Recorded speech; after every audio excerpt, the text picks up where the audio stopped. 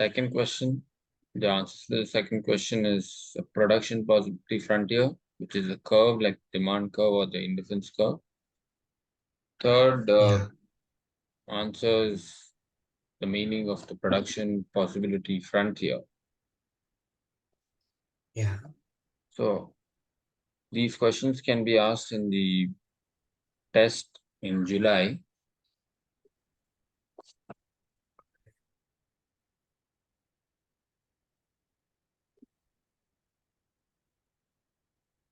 So the production possibility frontier demonstrates that there are limits on production given that the assumptions hold.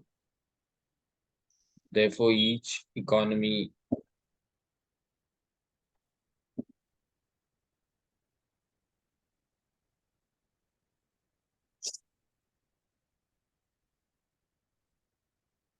allocates resources. So Yeah. it demonstrates that the production of one commodity may increase only if the production of the other commodity decreases. Yeah. The PPF is a decision-making tool for managers deciding on the optimum product mix for the company. Yeah. The subject matter of economics is the fourth answer. Microeconomics and macroeconomics. Yes. That can be defined more elaborately as well. Huh? It can be defined more elaborately as well. Microeconomics is like the study of personal economy. Yes, that's right. Go ahead. Macroeconomics is like study the whole of economy and like Yes. uh, as a whole. Yes. And examples of macroeconomics can be aggregate demand, Yeah. GDP, gross domestic product, gross national product, net national product, and national income. Whereas examples of microeconomics are demand curve, supply, elasticity of demand, elasticity of supply. Yeah. Yes.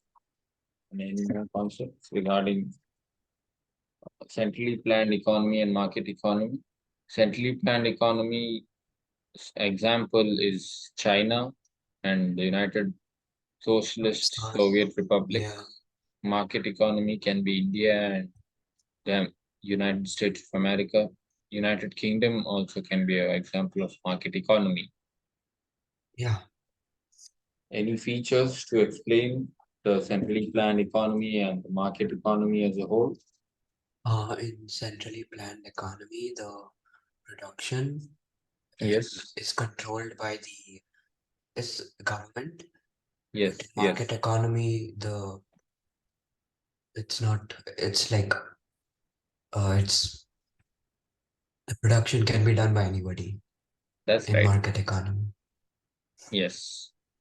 And positive economic analysis is the economic statements, which are the facts mainly. Like, for Yeah, example, which India's GDP is going to reach the 2 trillion economy is a positive economic statement. Whereas the yeah, normative economic analysis is more of a suggestive economic analysis. It suggests what measures to undertake in the economy as a whole.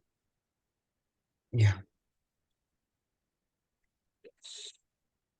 And opportunity cost is the cost which is foregone, which is yeah, also a trade-off. yeah, Consumption is mainly done in the economy. yeah, We can choose or make choices between products in the economy that is known as an opportunity cost. Opportunity cost can be qualitative. yeah, We can make quantitative choices, whereas opportunity cost is qualitative because sometimes there's a trade-off when we're choosing ice cream over a fruit juice. So we choose a 5 rupees ice cream more than a 10 rupees fruit juice. So there's a trade-off we make there. yeah, We can choose both. But when we have a choice, we might choose one of Yeah. choice. Yes. And the unit 2,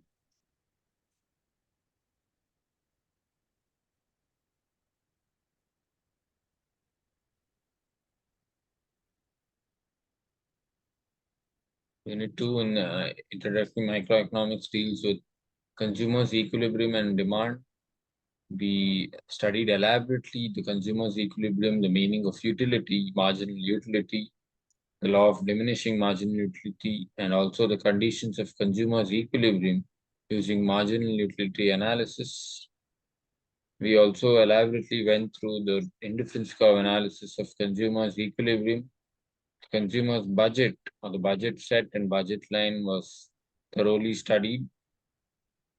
We also went through the indifference curve, indifference map, and also the conditions of consumer's equilibrium or demand Yeah. for a product, market demand, whereas aggregate demand, there were determinants of demand. Demand schedule was depicted graphically. Demand curve and its slope also is depicted graphically. Movement and shifts in the demand curve also were depicted graphically. Price elasticity of demand is the responsiveness of the price to the change in demand. So there were factors which were substitution effect, income effect.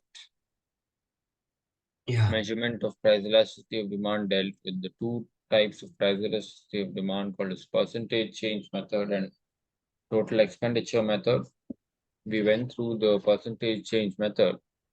The total expenditure method for the price elasticity of demand is as follows. So the price elasticity of demand, according to this approach, can be calculated by comparing the total expenditure on the commodity before and after the price adjustment. If total expenditure rises with a decrease in price and decreases with a rise in price, the value of the price elasticity of demand is greater than 1. So it is more elastic in total expenditure method.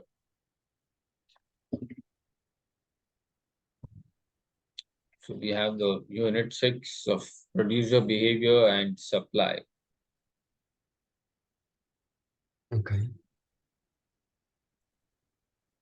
So there's the chapter 3 in the introductory microeconomics, which deals with production and costs. Yeah. So do we go ahead with production costs for now? Yeah. Okay. And statistics has been also dealt with in the earlier classes. We went through the Yeah. unit 1 and unit 2, which are the important statistics and economics in unit 1. And unit 2, we went through all types of collection, organization, and presentation of data. We do remember all types of representation of data for geometric forms, for frequency diagrams, and arithmetic line graphs. In Yeah. Okay. arithmetic line graph, there is time series graph that is also used for regression analysis in the undergraduation as well. And in collection of data, we mainly went through the Census of India and the National Sample Survey Organization. Organization of data led us to types of variables and frequency distribution as well. And there are different types of frequency diagrams called bar graphs, polygon, and ogives and histograms. Geometric forms are pie diagrams. We often study it in newspapers and in television channels where they depict the pie diagrams in terms of the data on the market study conducted.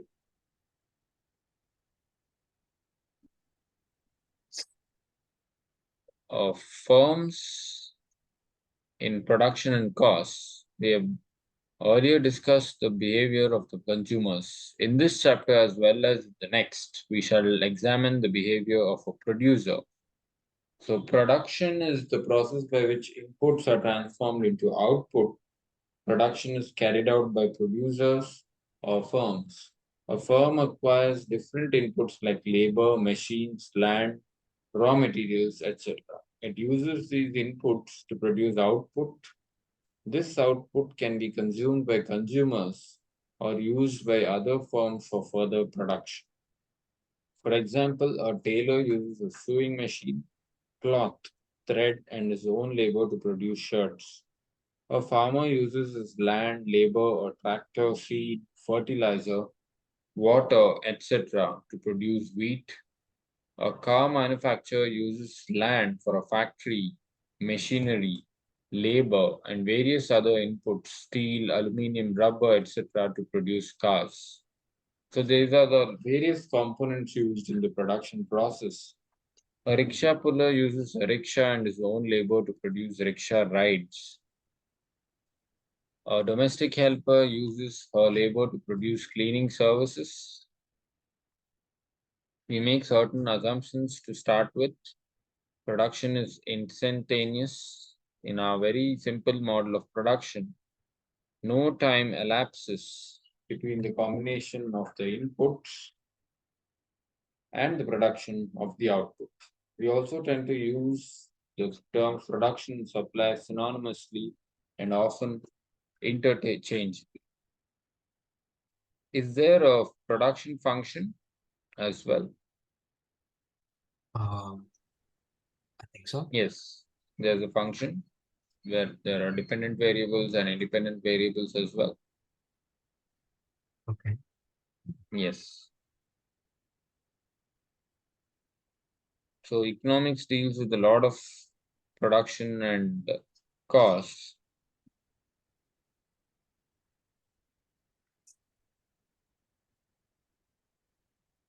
So there's output is formed mainly due to the input. Output is a bigger chunk of the input combination. In order to acquire inputs, a firm has to pay for them,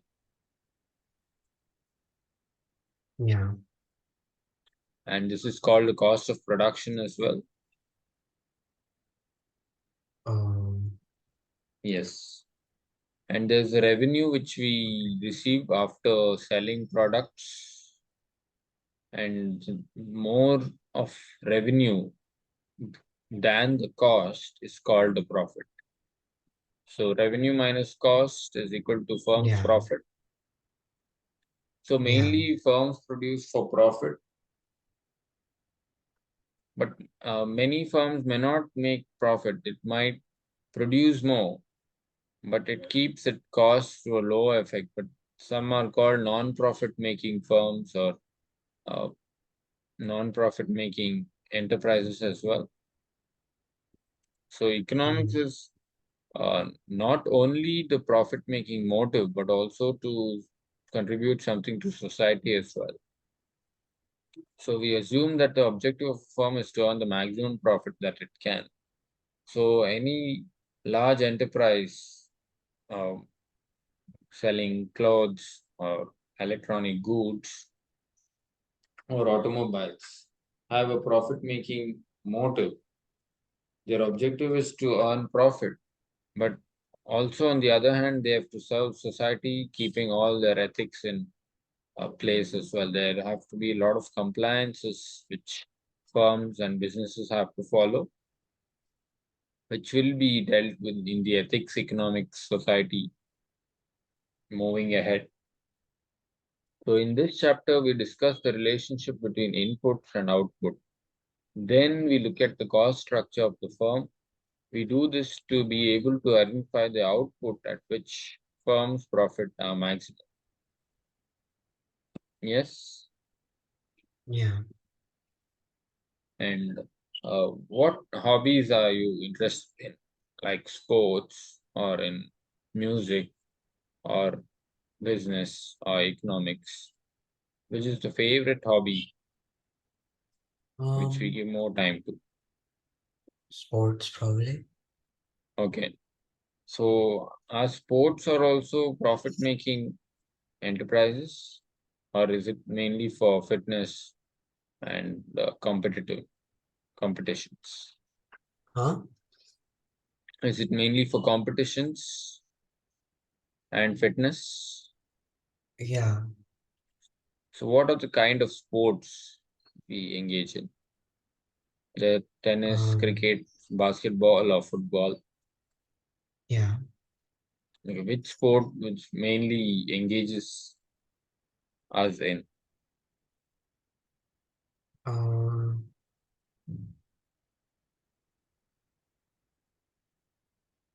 no.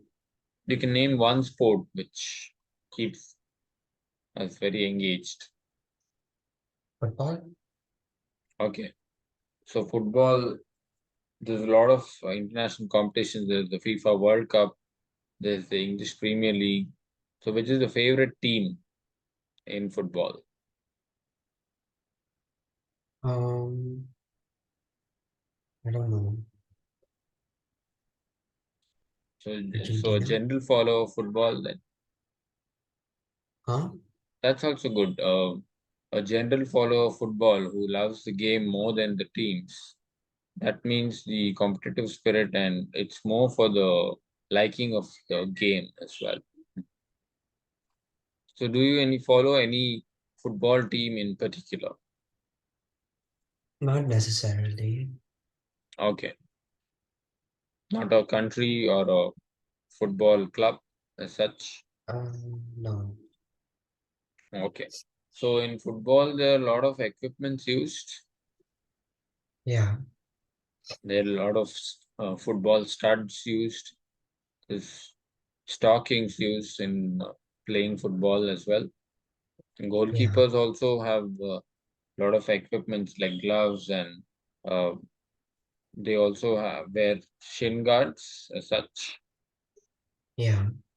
Okay, and defenders and midfielders, they have their own equipments, and even the strikers also have their main equipments. So they are sponsored by some companies or the other, like Nike or Adidas as such. Yeah. So they are profit-making companies, mainly involved in making jerseys, in making shoes, in making shin guards or studs as well. Oh, yeah. Yes, and Yeah. the organizers of the football World Cup, known as FIFA, so they have, that's an international body. So their motive is to make profit by organizing football World Cups as well, Uh, in which many countries teams participate. yeah. And there's another championship called the UEFA Champions League as well, which recently happened on the Saturday, where Inter Milan played Manchester City. Yes, Yeah. okay. So there are a lot of sponsors involved in the UEFA Champions League as well. Yeah. Uh, who organizes the Champions League? That is the UEFA, and Man Yeah. City has won the match on the 11th of June by a score of 1-0. Yeah. So there are sponsors for Manchester City and even for the Italian club Inter Milan as well. Yeah. And UEFA is the main sponsor of the Champions League. Earlier, it was Heineken, which is sponsoring the UEFA Champions League as well. So this year, Yeah. it is mainly Mastercard, Nissan, Emirates, Red Bull, Adidas, Gazprom, and Heineken, which sponsored the UEFA Champions League as a principal sponsor, as a title sponsor as well. So they are all profit-making enterprises. So Yeah. Emirates is a aviation flights company which flies flights between countries across the world. Yeah. Mastercard is a transaction platform where transactions are done on a daily basis across the world using the debit and credit cards as well. Yeah. So there's the economic component involved in all of these sponsors. So they do sponsor these football leagues for uh, marketing and to make profits. Yeah. Yeah. And their advertisements are played out on uh, television and other media as well. So Yeah. UEFA has Heineken playing out there. That's mainly a beverage making company. They have their advertisements played during the matches as well. And even Yeah. MasterCard has their advertisements being played out on the Sony network, which is the broadcasters as well. So there's a Yeah. price involved in advertising, there's marketing and sponsoring, right? Yeah. Okay. So and within these companies, they have production. So Nissan, let's say a car company, produces cars and it sells in the market. So they have a profit motive to sell uh, cars. Nissan is mainly a company from Japan, yes, and they have a Yeah. lot of components used in the production process. They have a lot of axles for cars, steerings, and for uh, doors. They have a lot of components involved. The engines also are sourced from different companies across the world. Yeah. Yes.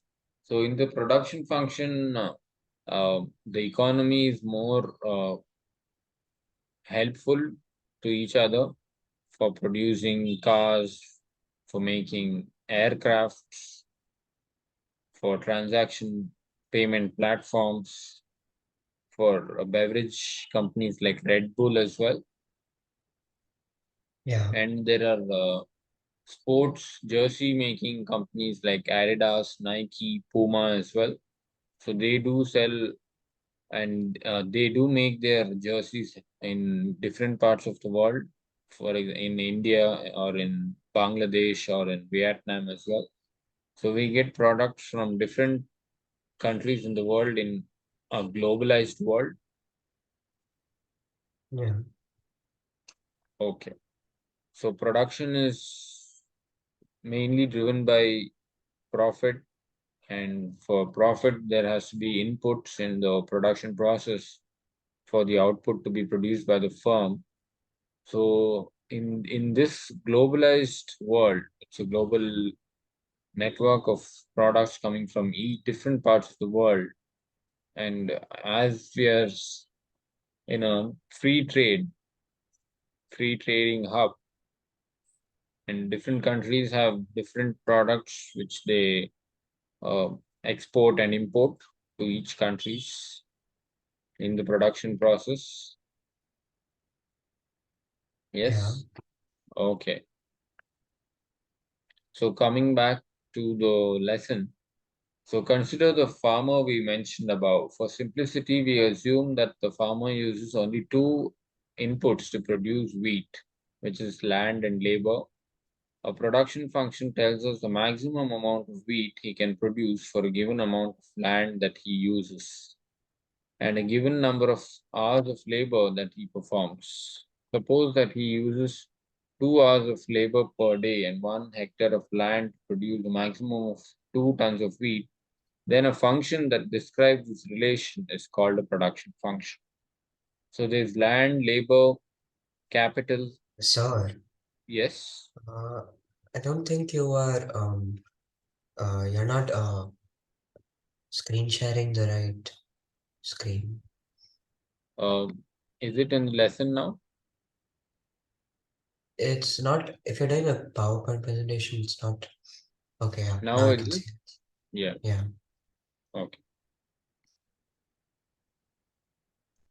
So there are different inputs in the production process called K and L. K will be area of land, whereas L is the number of labor hours of work done in a day. Yeah. Okay. So we will continue this lesson in the next session as well.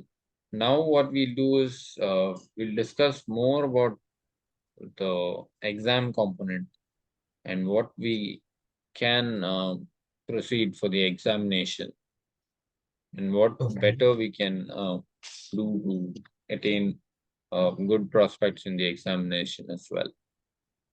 Okay. So any clarifications to be made until now? No. Okay. So anything to say out of the No. production and the cost process? We just covered a couple of pages, not even a couple of pages. We will be continuing that in the next sessions because we just have to be for the test component for the midterm test. Do we have just unit 4 and 5 for the introductory microeconomics? For midterm. Yeah. I don't know. They have not given the midterm portion yet, Okay. And for statistics, there are only unit 1 and unit 2 as such. I guess. Okay. Because in the month of June, we are only going to be, we have covered the unit 1 and unit 2. And also in the month of May, we covered the statistics component also, Yeah. which is the unit 1 and unit 2. In month of June, we have already covered the unit 4 in part B of introductory microeconomics and the unit 5, which is consumer equilibrium and demand.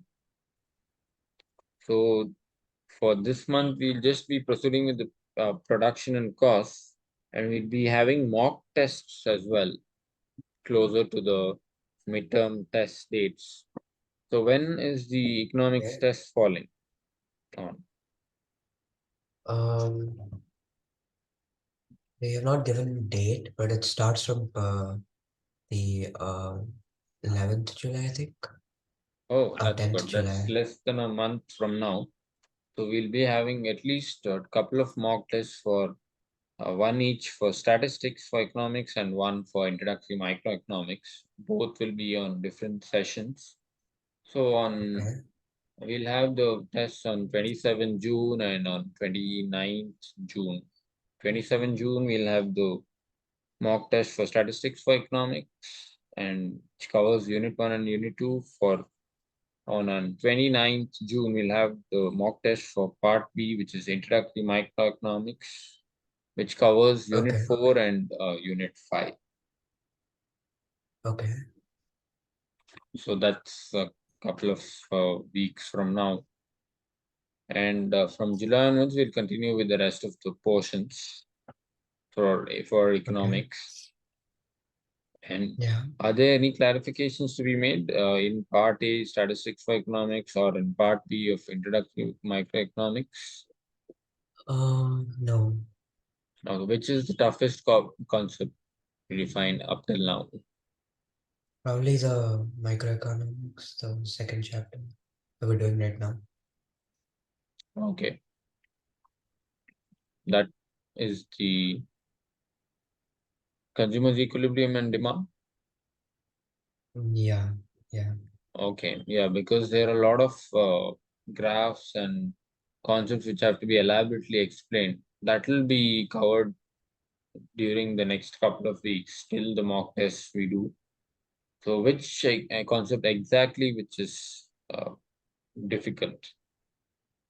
We'll just Huh? think about it and come back in a couple of minutes after the break. Thank you.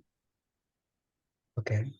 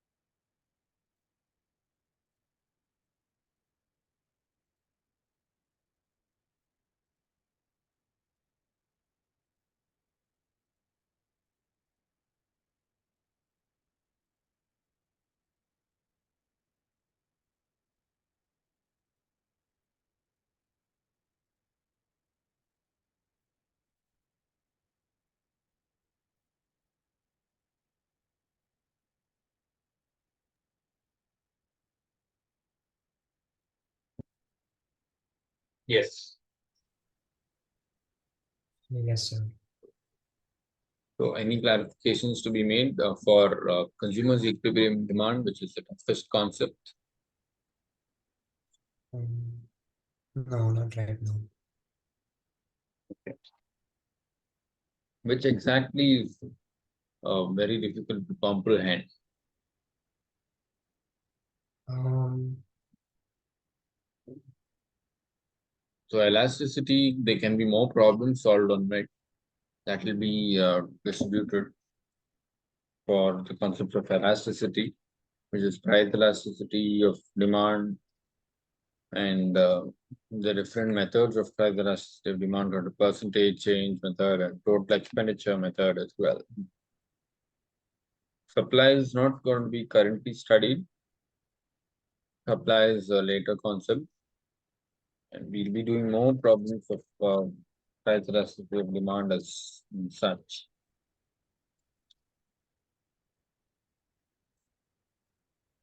And for even for indifference curves and for budget lines as well, we have completed many problems.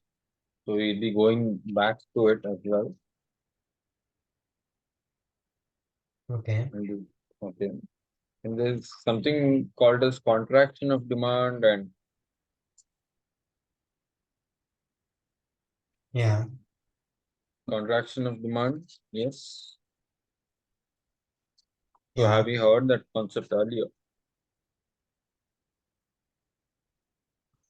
not really. Okay. So that is not required now. It means when the quantity demanded falls due to the price. And there's concepts of price floor and price ceiling, but that's not to be studied right now. It's in unit 7. And is there anything difficult in demand? I don't know. Okay.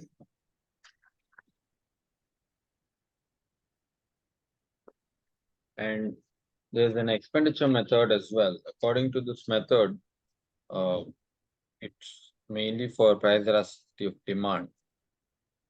It's in terms of expenditure as well as explained earlier as well. So, Okay. any clarifications on the whiteboard to be made? No, not really. So, anything on the features of indifference curves? There are many features that indifference curve is convex to the origin of the point of equilibrium as well. And the conditions of indifference or consumers equilibrium using marginal utility analysis. There's also using indifference curve analysis as well. So anything to be made on that as of now? No. Okay. Anything on marginal utility or law of diminishing marginal utility? No. Okay. There's something called as price ceiling, price floor. That is during the producer's equilibrium. Now we'll just concentrate on the consumer's equilibrium as such. Okay.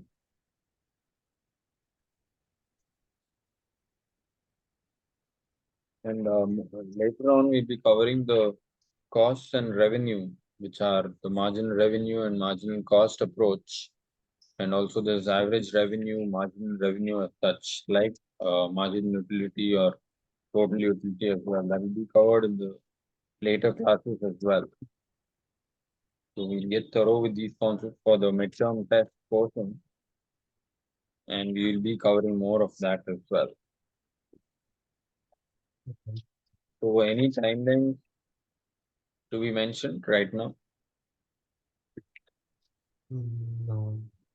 Okay. So we will continue with consumers equilibrium in the next session, and also later we'll be covering the unit 6, which is production and costs also. So have a great day, and let's continue with the portions in the next session. And we will be back on the 15th of June at 7 p.m. So till then, have a great time and have a great day. Thank you. Okay. Thank you, sir.